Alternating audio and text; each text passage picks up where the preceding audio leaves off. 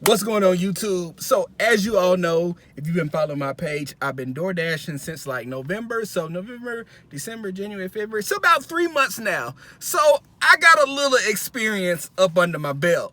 So now I feel like I'm authorized to give y'all some advice on things that I've experienced. So I'm gonna make this into a 2-part video. I'm gonna share some pro tips, and then the second video I'll probably do some cons and some like stories of things that I've experienced while door dashing. We're gonna start right off the bat. I made me a list already.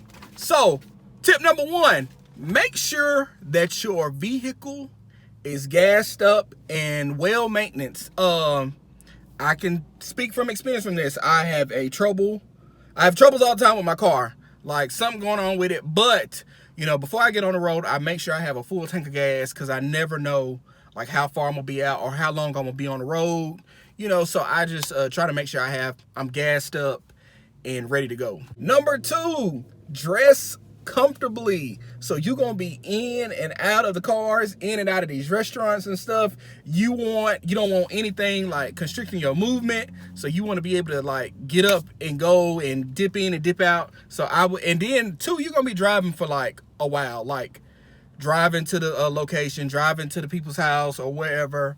So you want to be comfortable. Number 3, I've dashed in the rain a couple times.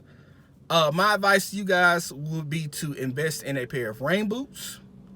If not rain boots, make sure you get you a pair of shoes that you don't mind getting wet, or something like that are easy to clean off or easy to dry. I would get a raincoat and I would get an umbrella. Simple as that. My next tip would be to invest in a flashlight.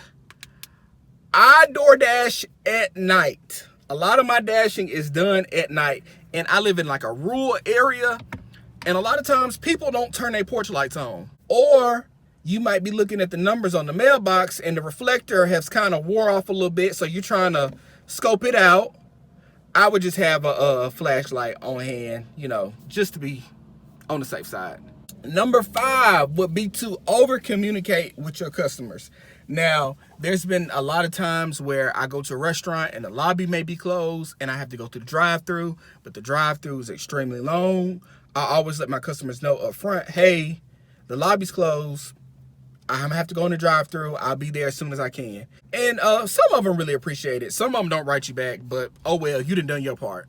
My next tip, once you start dashing and get a couple orders under your belt, they're gonna send you like a red debit card / credit card, and you'll be able to go into stores like Walgreens and Aldi and pick up orders. Now, this one is really mainly specific to Aldi.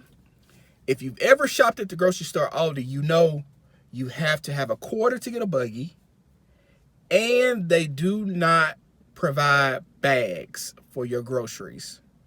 So either you have to have some reusable bags, or I got just some of these regular plastic bags that I kind of keep on hand just in case I do have an Aldi's order. I ran into a situation the other day where I had to pick up an Aldi order and they had like 12 items, one of them being eggs, and I didn't have a quarter. And so like, luckily I did have a big bag, but I still had to carry a lot of stuff out with my hands. And I'm like, dang, I ended up spending some money out of my own pocket buying the brown paper bags, which wasn't much. It was like 10 cents, but still, you know. So keep that in mind. You kind of want to have some bags on hand, you know, just some extra Walmart bags, Dollar Tree bags, something, you know, just in case you run into that situation. My next piece of advice, like I said, I dash a lot at night, and a lot of times I go in a lot of sketchy places. Not really sketchy, but it just be dark. Like I be in the country and stuff, it just be dark. So sometimes it's good to have like somebody to ride with you, especially if you're doing late at night. You know, maybe just get him like $20, be like, hey, can you just ride with me for a little bit? You know, it is good. And then too, to kind of help you find addresses too, because GPS is not always right. So it's good to have somebody with you.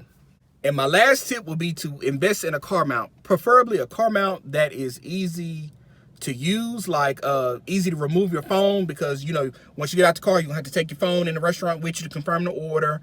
Then you have to put it back on the mount. And then when you get to the customer, you have to take your phone out to take a picture of the order, like if they ask to leave it at the door. So what I actually have a mount I have a magnet on the back of my phone, and then I have this little mount piece right here, and it hooks into my vent, and then the magnet just connects to my phone. So something easy. But yeah. So those are my DoorDash tips, just from experience to you. The second video, I'll be doing like some cons and some like downsides to DoorDashing. It's not much, but just like every other job, you have your ups and you have your downs and stuff. But yeah, let me know if you guys have any questions about DoorDashing and how to get started. And I'll be sure to answer anything that you throw my way.